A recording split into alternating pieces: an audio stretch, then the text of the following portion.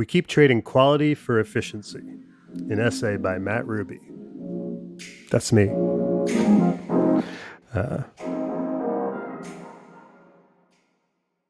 We love hacks.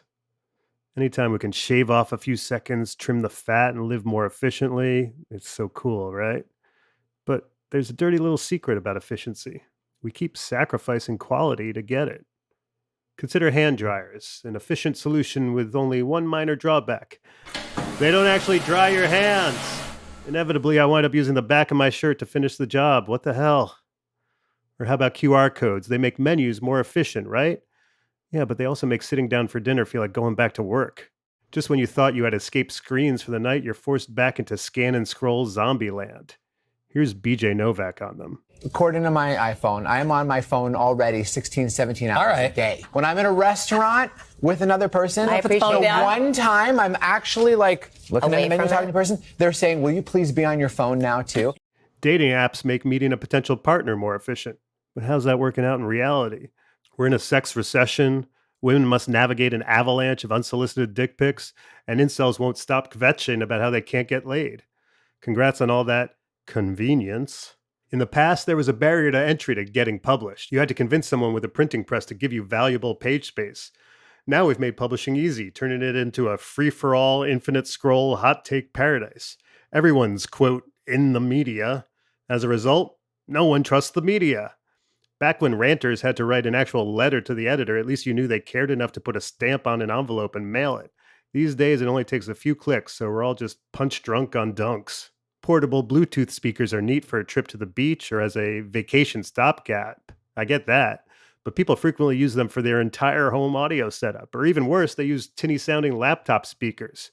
Any audiophile could tell you that's a lame compromise. Proper speakers have a woofer, that big thing at the bottom to produce bass frequencies. And I hate to break it to you, there's no workaround for physics. But we've decided to trade the entire low end of the audio spectrum for portability and ease of use. Want to know the price you're paying? Put when the levee breaks on a real set of speakers, the kind that look like they belong in a 70s sunken living room. And then crank up the volume. Listen to John Bonham dinosaur stomp his kick drum in an elevator shaft and notice those vibrations in your chest.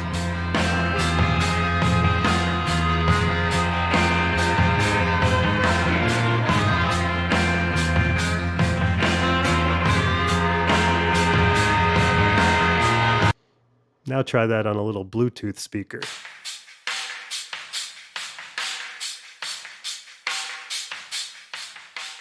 You'll quickly realize there's a chasm between those two experiences. And that, in one form or another, is what we keep losing all the time. It'd be one thing if these were trade-offs we were carefully considering, but there's rarely any upfront active consent here. We're sold on all this as progress, and by the time we recognize the price we've paid, it's usually too late to go back. Predatory capitalism wins, yet again. We lick our wounds while they count their stacks. Now, I don't want to sound like some kooky Luddite Unabomber fan. I like that my home's wired for electricity and has indoor plumbing and is heated by gas, and I'm glad the newsletter I write isn't some zine I need to photocopy on a Xerox machine and leave at the local record store. Kids, Google Xerox to understand that last sentence, okay? The truth is, so many of our recent technological advancements feel rather trivial. We're not getting bulbs instead of candles, elevators instead of stairs, and airplanes instead of horse-drawn carriages. Instead, we keep getting minor tweaks that shave off edge case inconveniences. It's nice that Alexa makes it so I don't have to write down my grocery list anymore, but that ain't exactly the interstate highway system. More and more, it feels like we're a bunch of amphetamine junkies desperate for increasing levels of acceleration.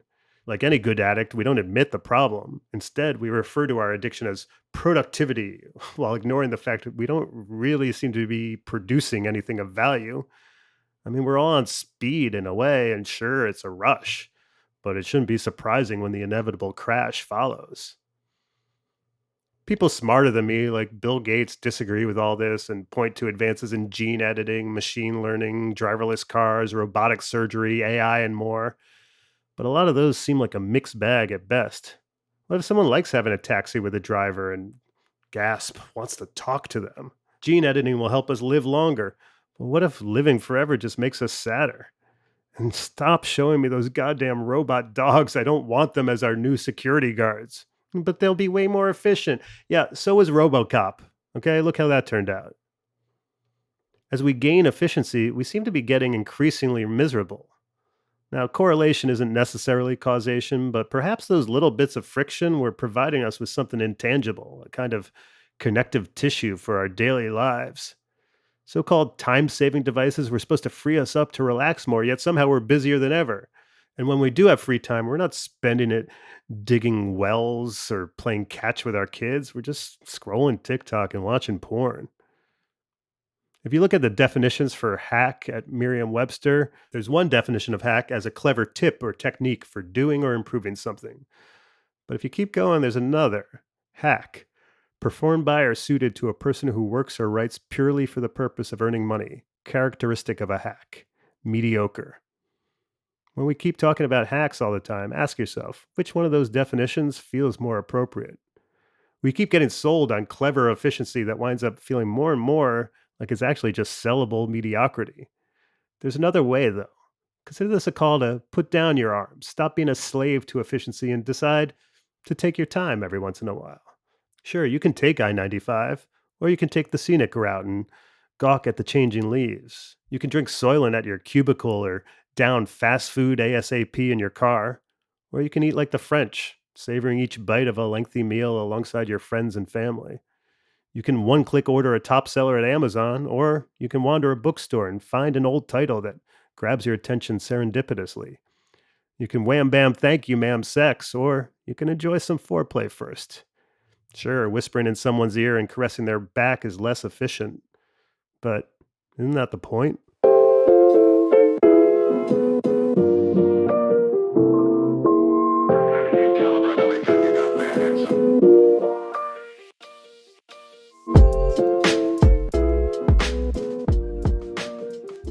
So that essay originally appeared in my Rubes letter, my weekly newsletter that you can sign up for at mattrubycomedy.com/subscribe.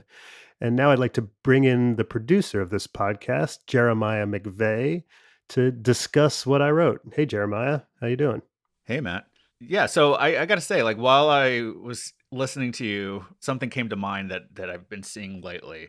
I don't know if you've seen this, and as we're recording this, I've been seeing it all over, like Twitter, especially, and maybe even Facebook and Instagram. I don't remember where, but these AI generated images of people in all these different settings. Like you can upload a picture of yourself. I guess I haven't done it myself, so I'm just kind of guessing how it works. But Oh, I did it.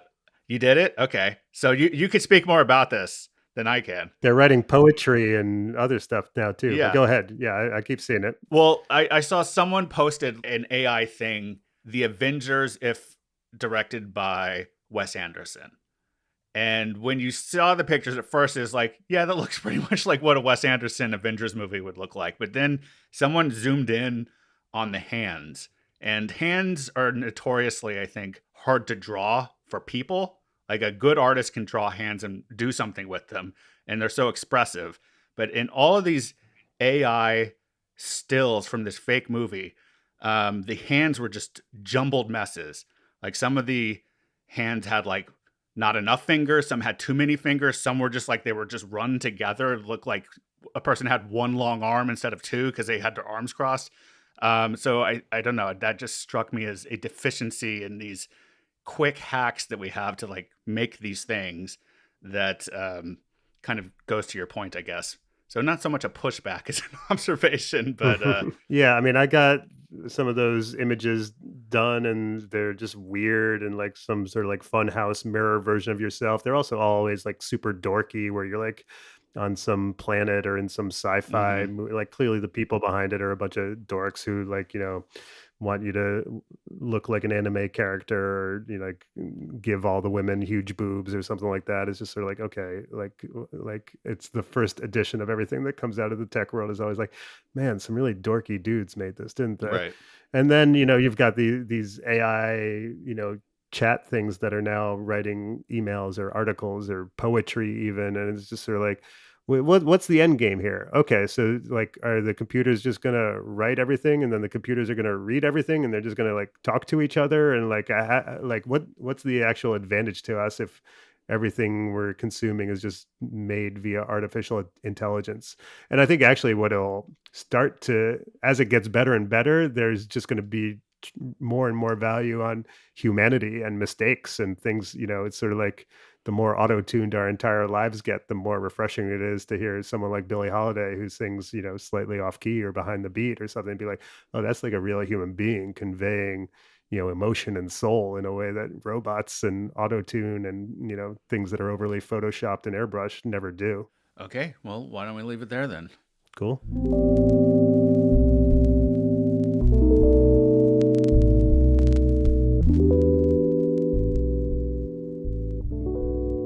And now for some quickies.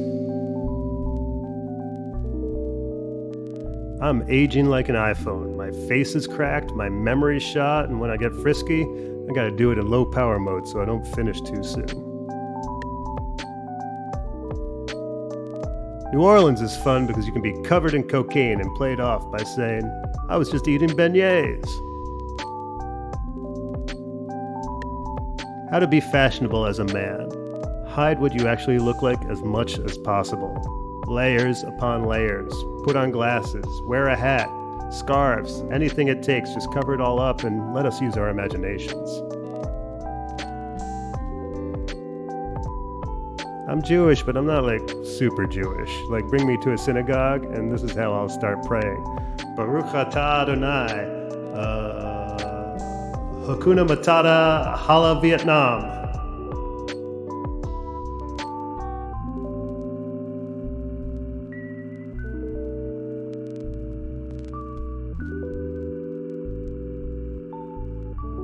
You can subscribe to or follow this show just about anywhere you listen to podcasts.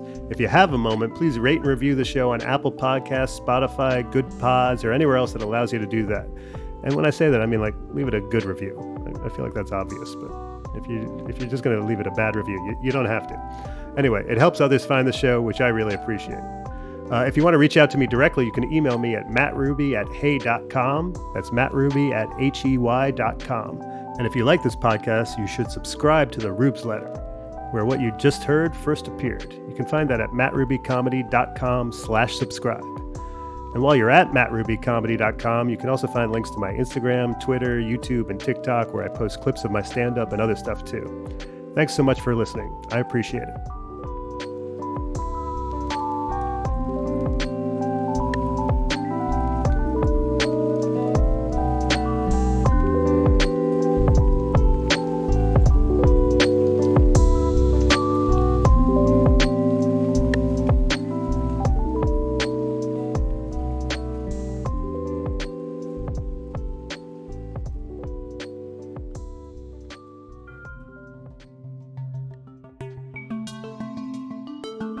This podcast is produced by Stereoactive Media.